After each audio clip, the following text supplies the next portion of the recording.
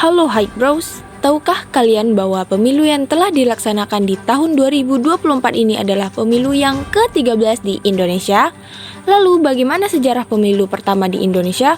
Berikut ulasannya bersama Nazira Zulaika, Fadilah Najla Nursyami, Saskia Maiputri, Adina Sadira Fadilah, dan Dwike Nabila Faramita di Highhoven News.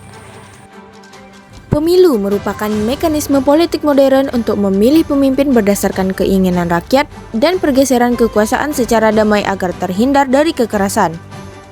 Pemilihan Umum Legislatif Indonesia tahun 1955 adalah pemilihan umum pertama di Indonesia yang diadakan pada 29 September 1955. Pemilu ini sering dikatakan sebagai pemilu Indonesia yang paling demokratis. Pemilu ini dilaksanakan saat keamanan negara masih kurang kondusif. Beberapa daerah dirundung kekacauan oleh Darul Islam atau Tentara Islam Indonesia, khususnya pimpinan Kartosuwirjo. Dalam keadaan seperti ini, anggota angkatan bersenjata dan polisi juga memilih. Mereka bertugas di daerah rawan digilir datang ke tempat pemilihan. Pemilu akhirnya pun berlangsung aman. Pemilu ini bertujuan untuk memilih anggota Dewan Perwakilan Rakyat dan anggota konstituante. Pemilu 1955 dilakukan dua kali. Yang pertama pada 29 September 1955 untuk memilih anggota DPR. Yang kedua pada 15 Desember 1955 untuk memilih anggota Dewan Konstituante. Pemilihan pertama awalnya direncanakan untuk Januari 1946, tetapi karena Revolusi Nasional Indonesia masih berlangsung, hal ini tidak memungkinkan. Setelah perang, setiap kabinet memasukkan pemilihan umum dalam programnya. Pada bulan Februari 1951, Kabinet Natsir memperkenalkan RUU Pemilu, tetapi kabinet ini jatuh sebelum diperdebatkan dalam parlemen. Kabinet berikutnya yang dipimpin oleh Sukiman berhasil mengadakan beberapa pemilihan regional. Akhirnya, pada bulan Februari 1952, Kabinet Wilopo memperkenalkan RUU untuk pendaftaran pemilih. Diskusi di Dewan Perwakilan Rakyat tidak dimulai sampai September karena berbagai keberatan dari partai politik. Menurut Faith, ada 3 faktor penyebab hal ini terjadi. Pertama, para legislator khawatir kehilangan kursi mereka. Kedua, mereka khawatir tentang kemungkinan ayunan untuk partai-partai Islam. Dan ketiga, sistem pemilihan sesuai dengan konstitusi sementara tahun 1950, sehingga akan berarti lebih sedikit perwakilan untuk daerah di luar Jawa. Mengingat kenyataan bahwa kabinet itu jatuh sebelum memperkenalkan langkah-langkah kontroversial, ada keengganan untuk memperkenalkan RUU Pemilu dan ada kekhawatiran tentang kemungkinan konflik politik yang disebabkan oleh pemilihan. Meskipun demikian, banyak pemimpin politik menginginkan pemilihan umum karena legislatif yang ada pada saat itu didasarkan pada kompromi dengan Belanda yang sebelumnya merupakan kekuasaan kolonial dan karena itu dianggap memiliki sedikit otoritas rakyat. Mereka juga percaya bahwa pemilu akan membawa stabilitas politik yang lebih besar. Hal ini semakin diperkuat oleh peristiwa 17 Oktober 1952 ketika tentara bersenjata di depan istana menuntut pembubaran badan legislatif, menyebabkan tuntunan yang lebih besar dari semua pihak untuk pemilihan awal. Pada 25 November, RUU Pemilu telah diajukan ke Dewan Perwakilan Rakyat. Setelah 18 minggu perdebatan dan 200 usulan amandemen, RUU tersebut akhirnya disahkan pada 1 April 1993 dan menjadi hukum pada 4 April. RUU ini menetapkan jumlah keanggotaan legislatif di mana satu anggota legislatif untuk 150.000 penduduk dan memberikan hak untuk memilih bagi semua orang yang berusia di atas 18 tahun atau yang pernah atau sudah menikah. Begitu RUU disahkan, kabinet mulai menunjuk anggota komite pemilihan pusat.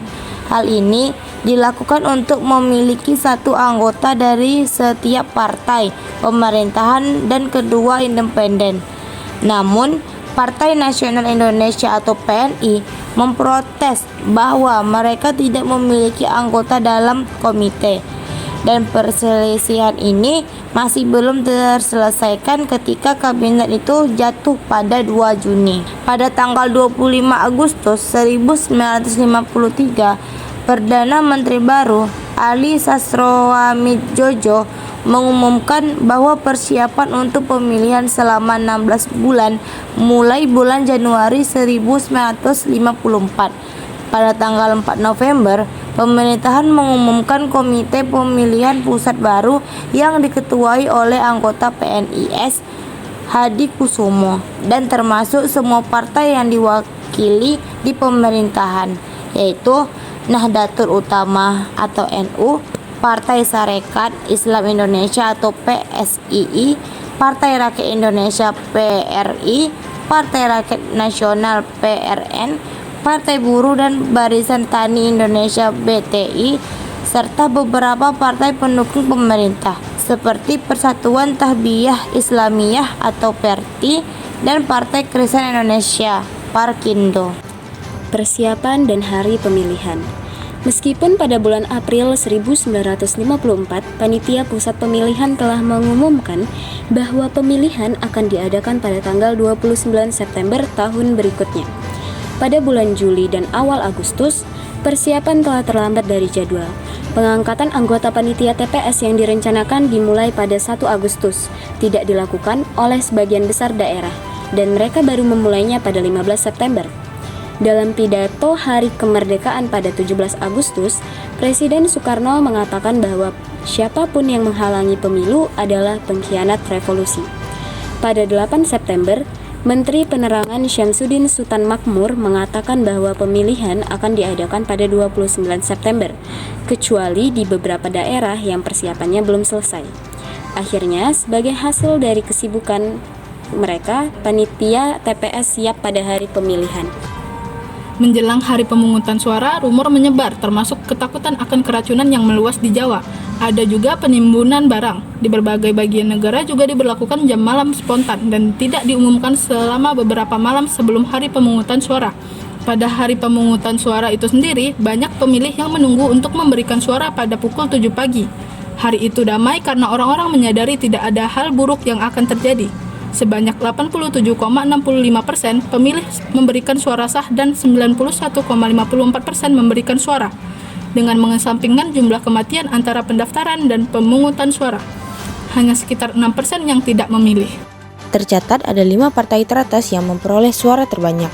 Yang pertama, Partai Nasional Indonesia atau PNI, yang kedua Partai Majelis Syuro Muslimin Indonesia atau MASYUMI, yang ketiga Nahdlatul Ulama atau NU, yang keempat Partai Komunis Indonesia atau PKI, yang kelima Partai Sarekat Islam Indonesia atau PSII. Dekret Presiden. Pemilu 1955 tidak dilanjutkan sesuai jadwal pada 5 tahun berikutnya, 1960.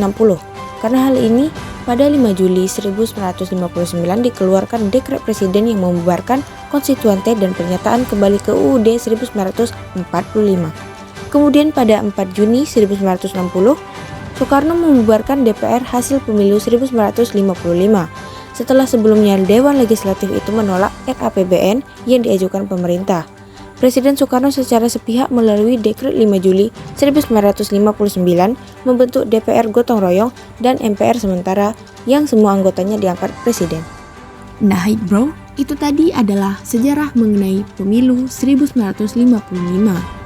Saya mengucapkan terima kasih dan sampai jumpa.